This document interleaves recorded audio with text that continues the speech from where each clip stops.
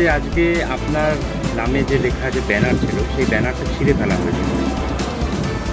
Sir, কালকে অব্দি ব্যানারটা ঠিক ছিল, তো ব্যানারটা যে ছিঁড়েছে আমি জানতাম না। আমি আজকে মিটিং আছে, আমাদের পথসভা আছে, সেই পথসভার জন্য আজকে সবাইকে বলতে গেছিলাম, আমাদের তৃণমূল কর্মীদের বলতে গিয়ে আমিও দেখলাম ব্যানারটা ছিঁড়ে গেছে। ব্যানারটা মানে ছিঁড়ে ফেলে দিয়েছিল, ভেঙে ছুঁড়ে মুখের মধ্যে পানের পিচ ফেলেছে।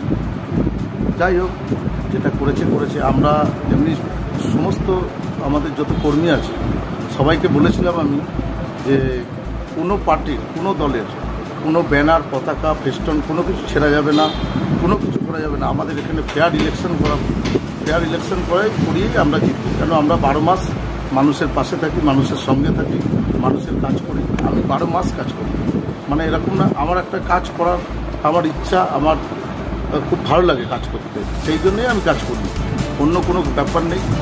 আর যেটা করেছে ওরা করেছে, যাই করুক, আমি আশা করবো তাদের থেকে তারা যেন আর এরকমগুলো আর না করে।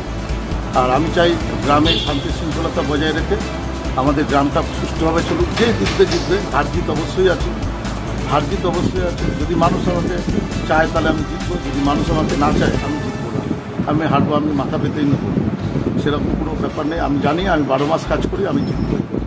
আচ্ছা, জেঠিয়া অঞ্চলের কিছু সিপিএম এই আপনি যে সাধারণ মানুষের বাড়িতে যাচ্ছেন প্রচারের মাধ্যমে, কিসের ওপর জোর দেবেন? আমি মানে আমার যেটা খুব ইচ্ছা আমার গ্রামকে সাজানোর, এটা আমার শখ ছোটোবেলার থেকে। মানে আমি অনেক জায়গায় দেখেছি, আমার ইচ্ছা মানে আমাদের গ্রামটা একটা মডেল গ্রাম হিসাবে, মানে আমাদের উত্তর 24 পরগনা জেলায় আখ্যা পাক।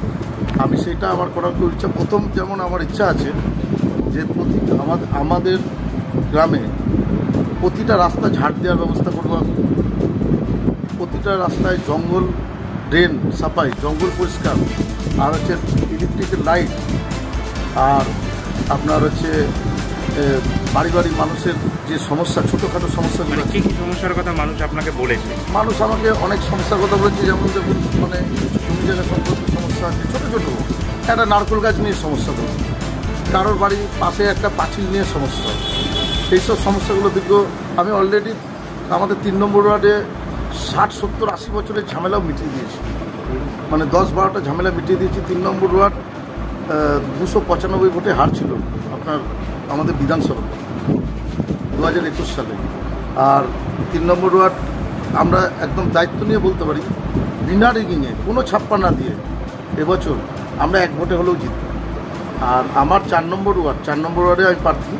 আমার 4 নম্বর ওয়ার্ড ধরুন লোকসভা ভোটে 156 ভোটে হার ছিল, বিধানসভা ভোটে 2 মাস আগে আমাকে এমএলএ সাহেব বলেছেন এই ওয়ার্ডটা তুমি দেখাশোনা করো। তো 5 নম্বর আর 4 নম্বর, তো 4 নম্বর ওয়ার্ডটা আমি 2 মাস ধরে এত মানে কাজ করেছি, করে আমি 5 ভোটে জিতেছিলাম 2021 সালে, 5 ভোটে জিতেছি। আর এইবার তো আমি খুব আশাবাদী, কারণ আমরা 12 মাস কাজ করেছি, নিশ্চয়ই মানুষ আমাদের স্বতঃস্ফূর্তভাবে ভোট দেবে। আর 5 নম্বর আমরা এমনি।